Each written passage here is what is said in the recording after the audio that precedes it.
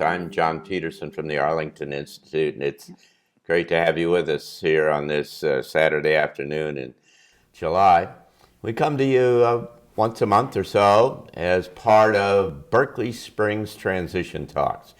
Here in our little town just down the road from Washington and Baltimore, we bring speakers from around the world that talk about this extraordinary kind of transition that humanity is going through and the new world that's emerging. And as part of that, we have a presentation on Saturday afternoon here in one of the different venues here in our little resort town. But we try to get together and have a conversation with our speaker and talk about some of the issues that are emerging relative to this amazing kind of period of time. And today our guest is Dr. Penny Kelly, our dear friend Penny, who's been with us many times, and we're just awfully happy to have you back again. Yeah. Penny is a naturopathic doctor, and she is an author of, 8 books now? Yeah. And co-author of another, I don't know, zillion, 15 or something like that. And she's a therapist, and she's an intuitive, and she's got a very broad kind of set of experiences that are always marvelous to hear about, and we're looking forward to hearing what you had to say today. All right. It's good to be here. Now, you've just finished your last book. Tell me. Yeah. It started out, it was going to be an essay. It started out, and it was titled Trump and the Sting. and it really was just something that I thought, I need to organize this information. I need to put this, what is going on, chaos and et cetera. So this was December 2017, January 2018. So I write this essay, and I get done with it, and I think, oh, okay, it's all figured out. I say, yeah, that's and great. so you I could put do it. That. Yeah, well, as far as it went. Yeah. And then I put it. I thought, what am I going to do with this? It's 30-some pages.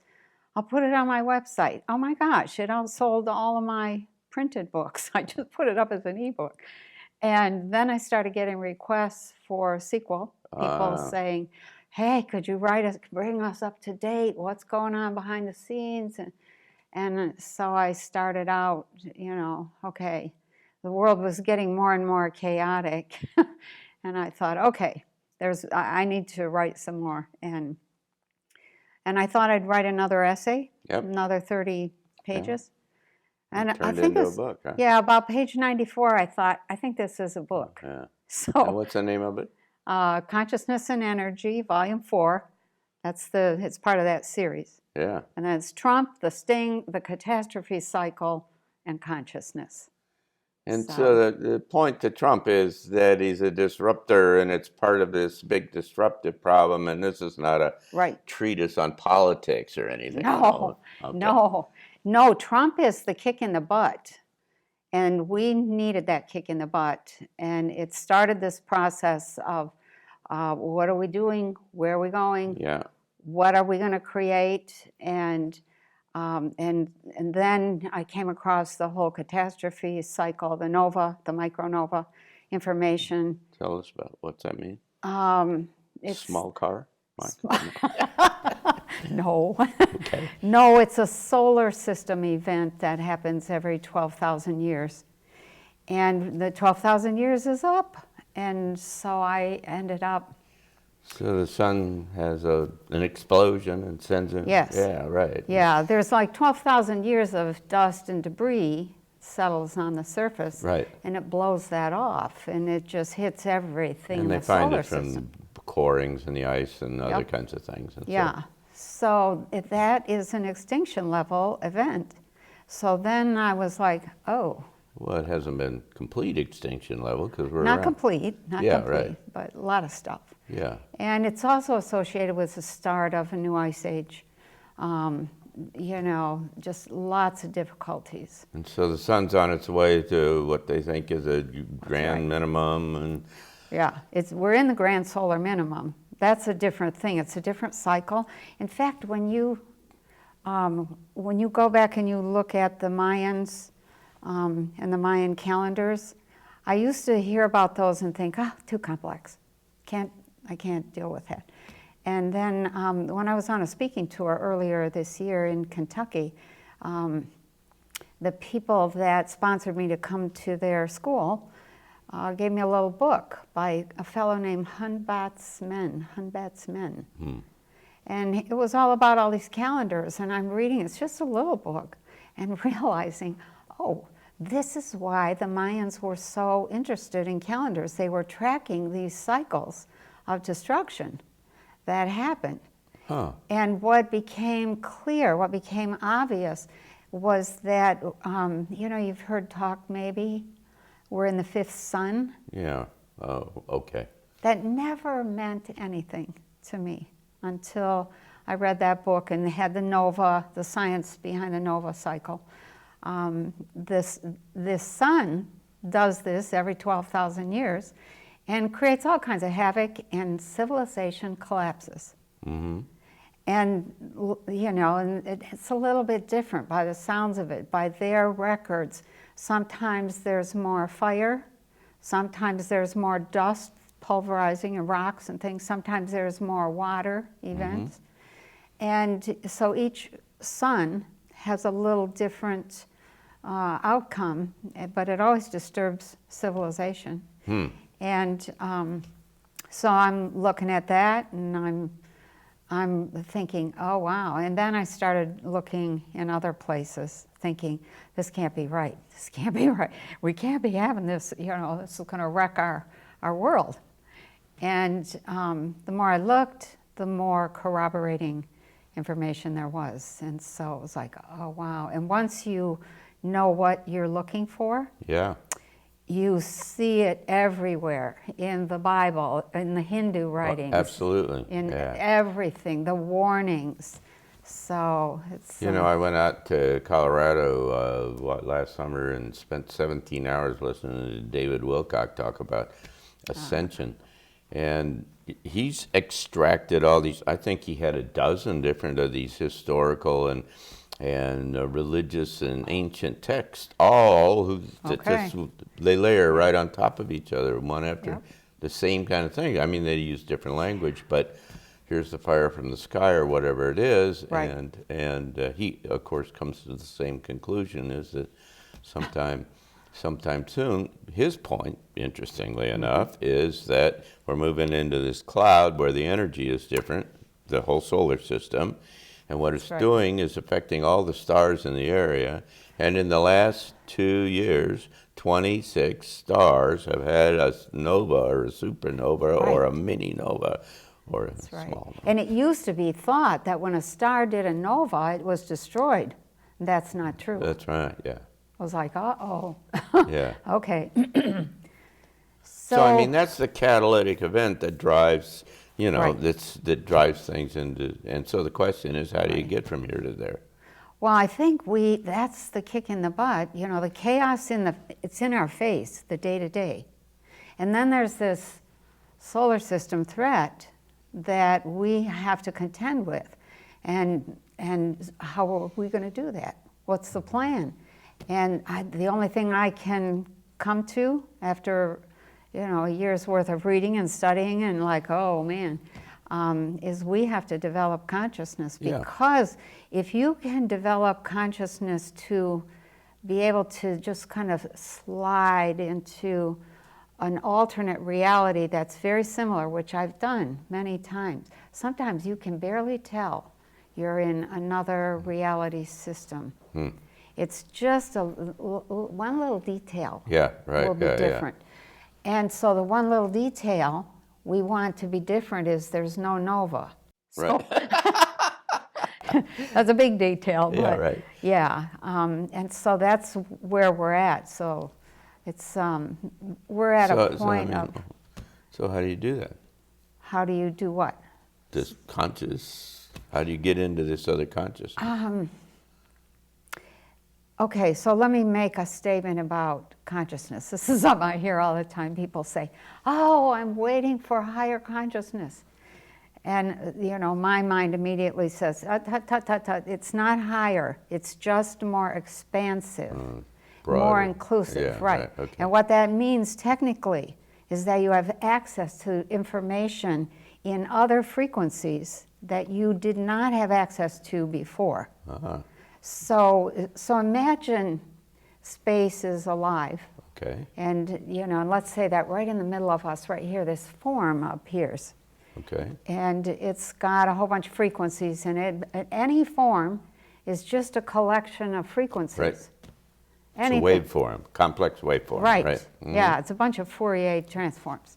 So you put that in the middle of us and you change any one of those frequencies and you change the experience and the consciousness of that form, whatever it is.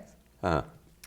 So, so when people say, I want to change my consciousness, what they're really saying is, I want to be able to access more frequencies. I want to be able to not be limited to just the stuff I've been limited to. And so some of that is breathing, some of that is practice, and let me say this. It's your consciousness that changes. People often think that they're waiting for something to come and take over. Some other consciousness is going to have control. That's not at all accurate. What you are doing when you develop your consciousness is you do different stuff with it.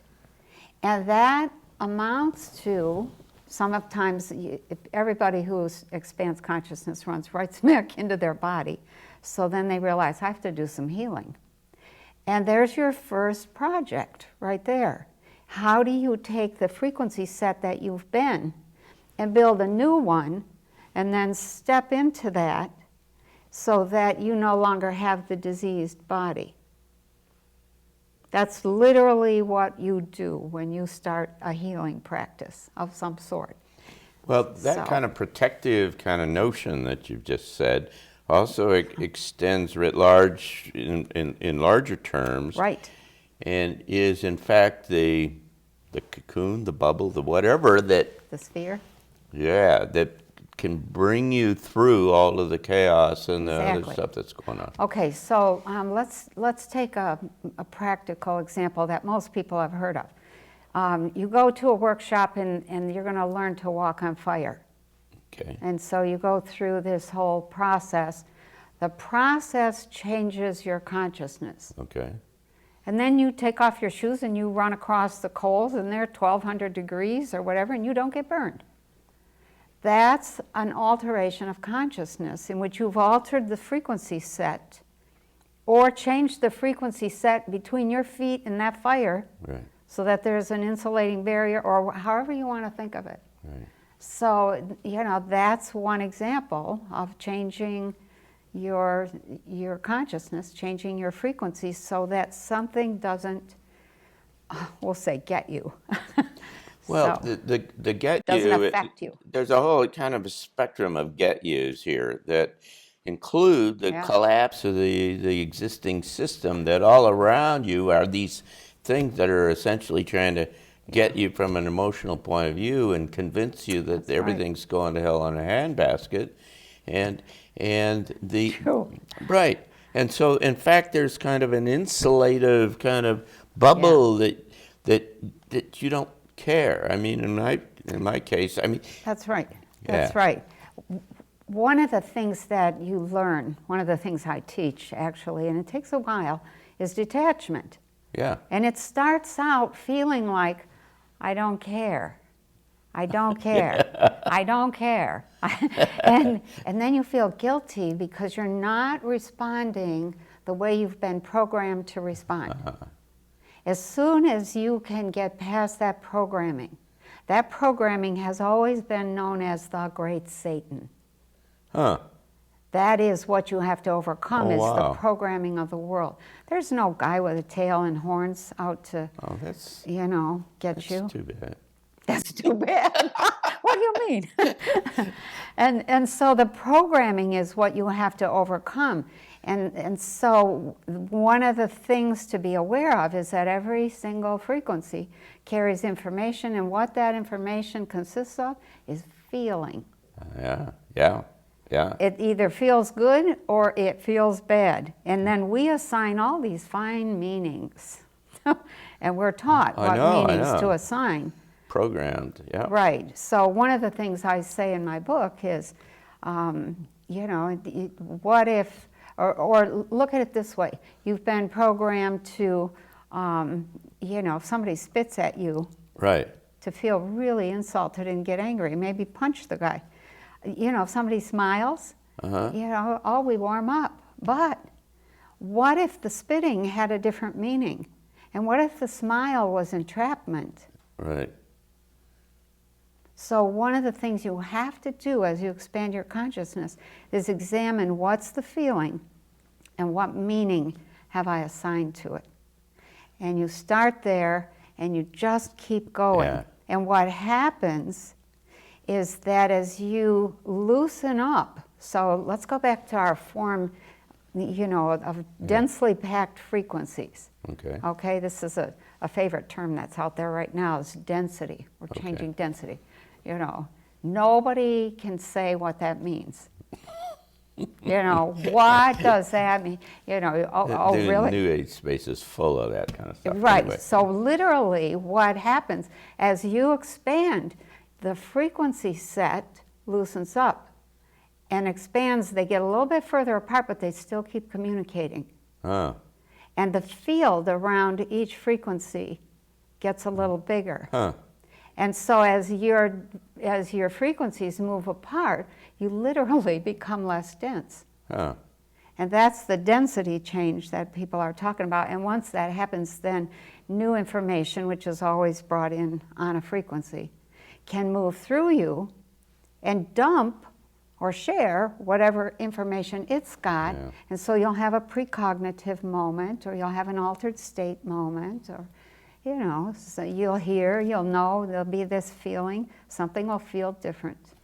Yeah, So, but there's a tension in this kind of process between being aware and being knowledgeable about things that are going on so that you're not ignorant, right. but at the same time not being linked, connected, emotionally tied to Yeah, it all. that's right. And so if You can only get to that point if you can develop the observer self and the detachment and the flexibility and the deep programming that goes on.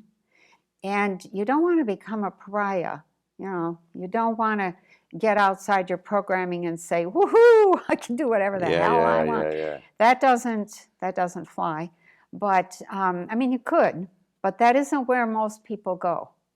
And so the lessening of that tension is automatic as you deprogram, as you become more detached. And the deprogramming, by the way, is government and religion and society and family and all of that kind of stuff that Yeah, that essentially tells you what you can't do, or Right. it generates it fear. makes you feel bad when you do Fear. something that they Yeah. haven't okayed. So yeah, that expanding of consciousness eventually leads to states where you are not so tightly focused here on your Yeah. programming, Yeah. and now you're able to see or hear something over here. Yeah. And you begin to have quote unquote psychic experiences, and all it is the psyche has expanded to be able to take in more. And let me say this too, you develop your consciousness, you see more, You talk to trees. feel more, yes, and bugs and whatever else, right. you know, and furniture. But you see more good and bad, and that brings tears. And so there's and that's the whole thing about empathy and compassion and the difference between the two of them. Right. And you know what the we can talk tears about are that. mostly about? It's the individual is suddenly seeing, I didn't have to do it that way. It didn't have to be that way. And they're seeing all the things that they did that they didn't really want to do, and they couldn't figure out how to get where they wanted to go, or how to get a relationship to gel, or whatever. It just, and they're like, oh, we could have done that with love. there are so many things where you get into a situation where it's a function of time. It's kind of like you're running out of time and you got to do something, and and you grab whatever comes up, and then you think afterwards, oh, that was stupid. Right. Kinda, Yeah. Yeah. What was I thinking? That kind of thing. Right. And what you were thinking. Then you try to unwind it, and you don't know how to unwind it. No. Yeah. No, not unless you have tremendous humility. And that humility will allow you to go back and say, hey, let me re-say that. And sometimes the person is open, and sometimes it's closed. It's too late. But you can always go back. I always think about it in the car on the way away, when you're driving away. Wow, that was stupid. Yeah, right. And we're human. We are, I'm going to say mostly human. We're human beings. We have all these foibles and these feelings and all this programming, and we're so hard on ourselves. We are not gentle with ourselves, and we need to be. Yeah. If we could just be a little kinder to ourselves, that's one of the lessons in spirituality, is you be good to yourself. Penny Kelly, we've got about 3 minutes left here, so I want to talk about the aliens and UFOs a little bit here. Oh, wow. Because, that's it's a big switch, but there seems to be in this transition, one of the key kind of components of it is that there's this openness to the other life and other dimensions and other planets or whatever it turns out to be, and that is an integral part of this, this kind of evolutionary kind of process. That's so true. I mean, what can I say? I can't even add anything to that. There are so many other forms of being. Yeah. Many, many humanoids, and then others that aren't necessarily humanoid. But there are so many dimensions that it's hard to get that across to somebody who hasn't had a few experiences. But they seem to be, there's an increasing awareness, dramatically increasing awareness about this. Right. Which seems, thank God. Well, it's almost like humans are on the cusp of becoming cosmic beings or humans or whatever you want to call it. So let me ask you a question. Okay. Why should we stay tethered to a planet? I don't know, because it's familiar. Okay. All right, well, let you get away with that.